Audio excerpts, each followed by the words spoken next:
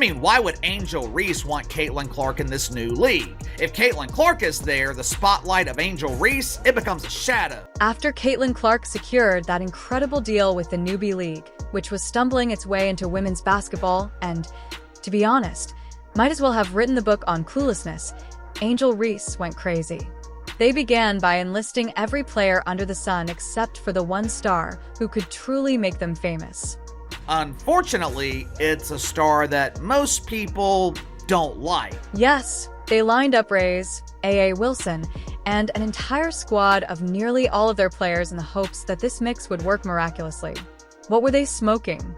Eventually, someone over there was able to piece together enough clues to realize that, yes, Caitlin Clark is their only chance at even sembling success. They are offering Caitlin Clark $1 million for 2 months of her services. $1 million to carry a new basketball league from January to March. Now that they've realized we might need Caitlin, they've thrown bags of cash at her. Reese, meanwhile, is left watching the real superstar leave with the prize, practically exploding with excitement as Unrivaled finally understands that they're nothing more than a desperate circus without Clark. Unrivaled is going to feature the 30 best pretend basketball players, with the vast majority of them being anonymous. Now, they do have one star committed to playing in the league. This so-called league has the gall to claim that it will revolutionize women's basketball, but without Caitlin Clark, they are merely forgettable. The Unrivaled League is desperately looking for a spark to make it happen, but when your entire roster is made up of who-the-fuck players, there isn't much chance of igniting the sports world. And in the same vein, they were also liking negative comments about Caitlin Clark from the official Unrivaled basketball Instagram account, during the season. So all of these things were just not a good look. Let's discuss TNT's outrageous investment. They have a $100 million deal that spans 6 years, and they are banking all that money on viewership goals. Do they even realize what they have committed to? Without Starlight Clark, those TV ratings will be lower than the temperature in Antarctica, where people are tuning in to watch a lineup that looks like a phone book of nobodies. In the hopes that Clark could be the miracle fix, TNT has essentially written a check for a league without a foundation. Every time Clark takes the court, arenas are packed with fans like it's the playoffs. Venues actually have to increase seating to accommodate the crowd she attracts, but does Unrivaled have that kind of pull without her? Their delay isn't just incomprehensible, it's offensive.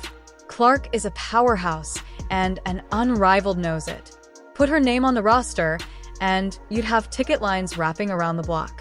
The most marketable player in women's basketball, Clark, was kept waiting for 3 whole months, while 26 other names were introduced in the hopes that they would gain any traction without the biggest star in the sport. Now, they are in full-on panic mode, frantically trying to hide months of neglect with a Hail Mary attempt that begs for our salvation. Caitlin, their desperate late-game tactics highlight how badly they've run the alleged league from the start, and the PR team would undoubtedly win the prize for the most self-defeating social media strategy in sports history. Rather than attracting Clark, they actively participated in disparaging remarks about her. Unrivaled League needs Caitlin Clark, and they are preparing to offer her a massive deal. But is it all too little too late? It seems as though their official channels were unable to decide whether they wanted the player they are now pleading to join on board or off. But disparaging the superstar you need isn't exactly a winning tactic. All they were able to demonstrate was that they are utterly out of touch with what fans truly want. If you want to see how to properly court a star like Clark, just look at Ice Cube and his big 3-league Ice Cube acknowledged her value right away, without hesitation or games, and made a generous offer. He put his money where his mouth is by giving Clark more money than he gives some ex-NBA players, demonstrating that they are unmatched exactly how it should be done. However, they are too preoccupied with regretting their own poor choices to realize how far behind they have fallen in comparison to the Big Three's Noon's approach. He wasted time playing around with inferior options and most definitely didn't play petty games on social media. Unmatched Frenzied Scramble appears completely amateurish. Fast forward to the present, and Unmatched is flinging cash around like confetti at a parade, proposing Clark a ridiculously complicated deal worth a cool $1 million for only 2 months, with a possible share in the business.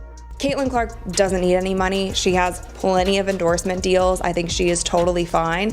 And I think for her body and for her mental health, it might not be the best thing for her. They're throwing everything at her feet in the hopes that she'll fall for the ruse.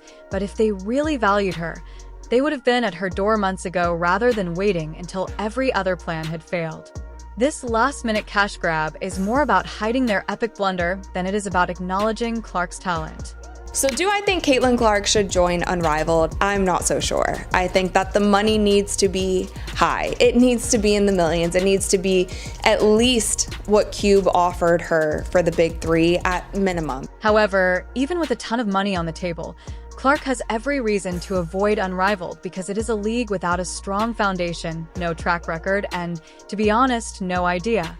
Signing with them runs the risk of bringing her name down to their level as a shaky startup with zero credibility. She has a reputation to maintain, and attaching herself to this train wreck is a risk she doesn't need. If anything, the real question here isn't whether Clark should accept the offer, but rather whether Unrivaled deserves her at all. I thought WNBA players didn't like Caitlin Clark. Now, let's just pause to enjoy the absolute comedy that is Angel Reese's response to Caitlin Clark's glitzy, record-breaking agreement. I mean, what a meltdown. Reese is constantly venting her financial frustrations about her meager $75,000 WNBA salary. She used to act like Clark was just another person in the crowd, but now that Clark is winning $1 million, the jealousy is practically radiating off of her, and Reese is unable to contain herself. It's like witnessing the most obvious act of jealousy in basketball history.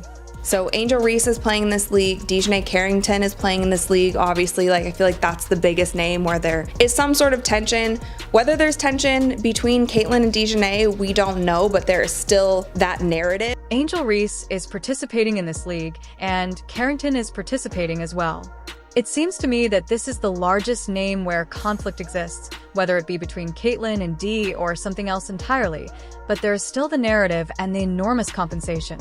There is a gap with athletes like A.A. Wilson, who is also likely feeling left behind. Wilson may openly support an unprecedented move to acquire Clark, but let's face it, she can't be happy when Clark outpaces her in endorsement deals. Despite the fact that Wilson and Reese are both household GS in the WNBA, they aren't bringing in as much money as Clark. Even with her well-known antics and outspoken media presence, Reese is unable to match the volume of deals. Reese is merely allowed to watch from the sidelines as Clark's Landing, Nike, State Farm, and everything else are thrown money at him. These agreements serve as more than simply financial gain. They serve as a stark reminder of Clark's influence, the type Reese could only hope for. Seeing Clark's face plastered all over advertising campaigns must be heartbreaking when your own financial difficulties are always in the news, and seeing Clark receive all the attention only highlights the gap, and Reese's annoyance is evident in her public response. This is your chance. This is your opportunity to see if you can survive without her. This is your opportunity to see if Angel Reese is enough of a draw to carry a new league. I think the answer's no, but imagine top players deciding it's time to leave the NBA after seeing Clark's paycheck and become weary of making shit while she's receiving millions. If Clark does go to Unrivaled, the league is in serious trouble. If Unrivaled starts paying, the WNBA, which cannot afford a talent drain, may lose its best players. This isn't just a boost for Unrivaled. It's a warning sign that the WNBA can't stay up and a direct challenge to their already precarious position. Establishment of finances. What Ice Cube offered Caitlin before the Big Three season began. I commend Ice Cube because you have to think about the type of ego. However, it's important to remember that Clark's game is 5-on-5. She is an expert in traditional basketball, not some pickup style 3-on-3 format. If you put her in an unmatched little experiment, you have to wonder if it will even work. Critics have already questioned whether 3-on-3 can maintain interest, which means that Unrivaled would bet their entire league on Clark's shoulders, Unrivaled better pray, and she could carry them because without her, they would be headed quickly towards irrelevance. It is nearly unheard of in women's sports for Caitlin to have a $28 million Nike endorsement in addition to partnerships from brands like State Farm. Brands really compete with her for marketability.